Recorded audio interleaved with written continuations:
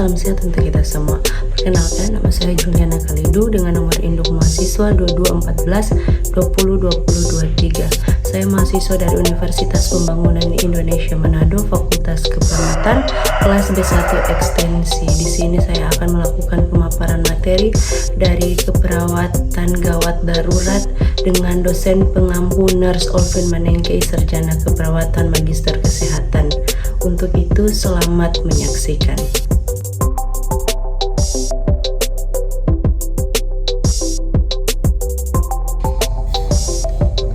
Keracunan.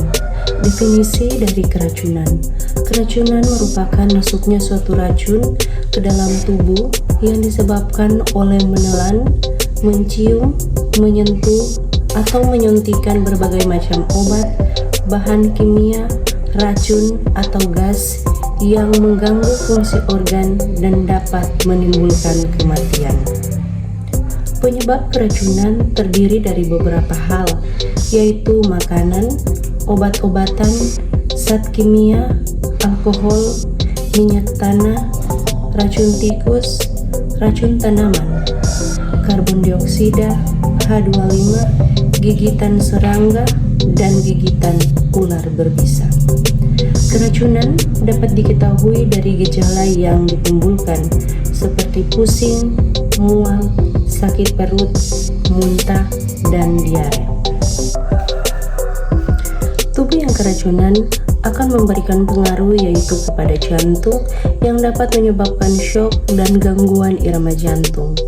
Pada saraf terdapat rasa sakit, rangsangan saraf sentral yang berlebihan, timbulnya kejang-kejang, depresi terhadap saraf pusat seperti kelumpuhan refleks umum, terhentinya alat pernafasan, dan gangguan metabolisme dalam sel-sel otak, gangguan atau kelainan psikis atau kejiwaan. Pada pencernaan dapat menimbulkan mual, nyeri perut, diare, kerusakan hati. Pada saluran kemih dapat menjadi retensi urin atau kerusakan ginjal akut, serta dapat menimbulkan luka bakar pada kulit. Selaput lendir pada mulut, tenggorokan, dan selaput lendir mata.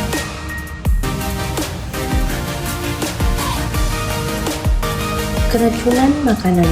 Keracunan makanan dapat terjadi pada siapa saja dan di mana saja. Kita tidak bisa mengontrol kandungan yang terdapat pada setiap makanan, sehingga kondisi ini terkadang sulit untuk dicegah lebih awal. Itulah alasan mengapa pertolongan pada keracunan makanan perlu dipahami. Penyebab dari keracunan makanan.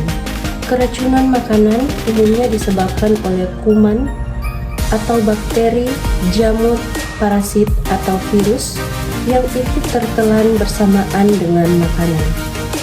Hal ini biasanya terjadi karena seseorang mengonsumsi makanan basi atau yang proses persiapannya tidak higienis, yang masuk ke dalam saluran pencernaan dan menimbulkan gejala. Umumnya, kuman penyebab keracunan membutuhkan waktu lama untuk berkembang biak di dalam tubuh. Akibatnya, terkadang gejala tidak langsung muncul dan penyakit ini sulit dideteksi sejak dini. Gejala keracunan makanan. Gejala keracunan makanan di sini ada beberapa, yaitu yang pertama terjadinya mual dan muntah, yang kedua diare, yang ketiga terjadinya dehidrasi, yang keempat adanya nyeri di kepala, dan yang kelima nyeri dan kram di perut. Biasanya nyeri dan kram di perut ini terjadi selama 12-72 jam setelah memakan makanan yang mengandung racun. Penanganan keracunan makanan. Penanganan keracunan makanan ini dibagi beberapa bagian, yaitu yang pertama yaitu mencukupi cairan tubuh, yang kedua muntahkan dalam makanan yang telah dimakan dalam posisi yang tepat, yang ketiga mengonsumsi makanan yang tepat, yang keempat mengonsumsi air jahe, Yang kelima, hindari mengonsumsi obat tanpa resep dokter. Dan yang keenam, istirahat yang cukup. Serta yang ketujuh, segera periksa ke dokter. Keracunan obat.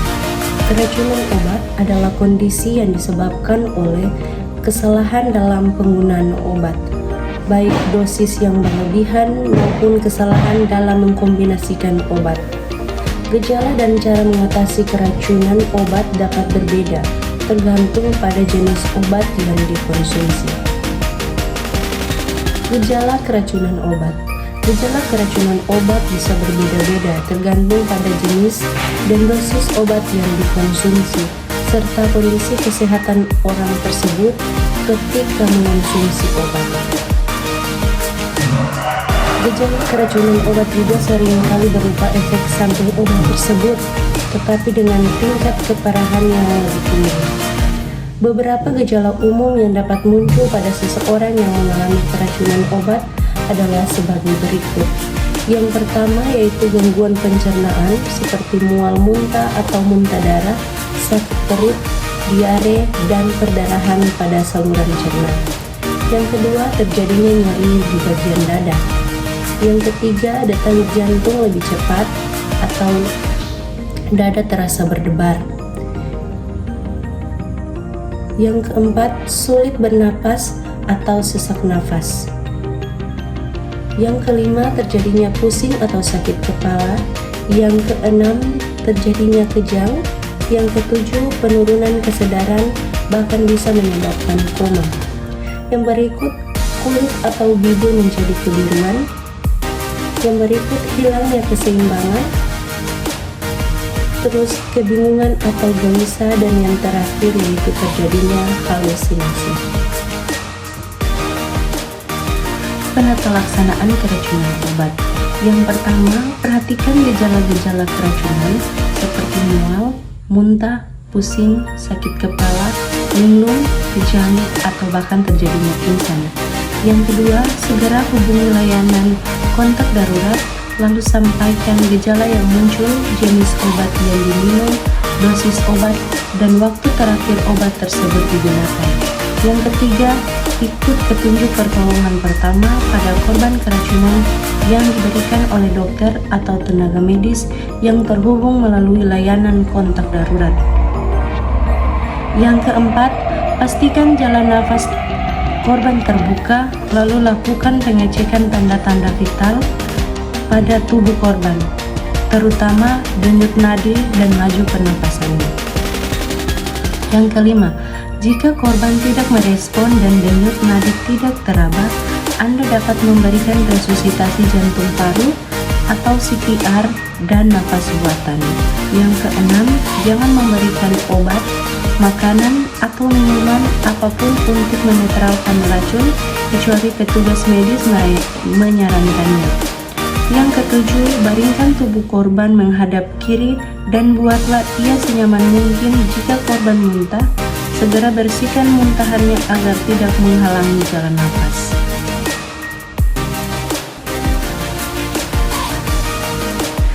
Pelaksanaan gigitan hewan berbisa, contohnya hewan berbisa seperti ular. Penata laksanaan gigitan ular atau snake dapat dibagi menjadi pertolongan pertama atau pre-hospital treatment, penata laksanaan kegawat daruratan, serta terapi antivenin dengan serum anti bisa ular.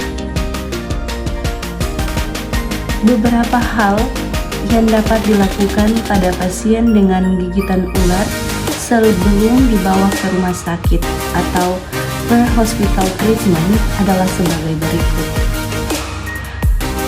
Yang pertama, identifikasi jenis ular dan bentuk, warna, dan karakteristiknya. Yang kedua, pindahkan korban ke tempat yang jauh dari lokasi gigitan untuk menghindari gigitan kedua. Yang ketiga, tempatkan korban di tempat yang tenang dan hangat secepat mungkin. Yang keempat, jaga pergerakan fisik seminimal mungkin. Pergerakan seperti berjalan, dapat membantu bisa ular menyebar lebih luas. Yang kelima, lepas cincin, jam tangan, dan baju yang ketat pada ekstremitas yang terkena gigitan. Yang keenam,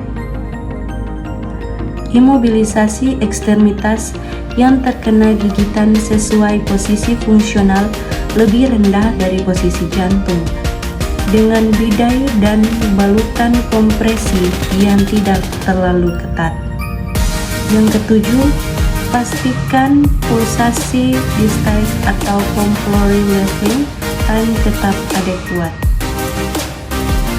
Yang kedelapan, segera bawa pasien ke rumah sakit terdekat tanpa menunggu munculnya tanda-tanda sistemik.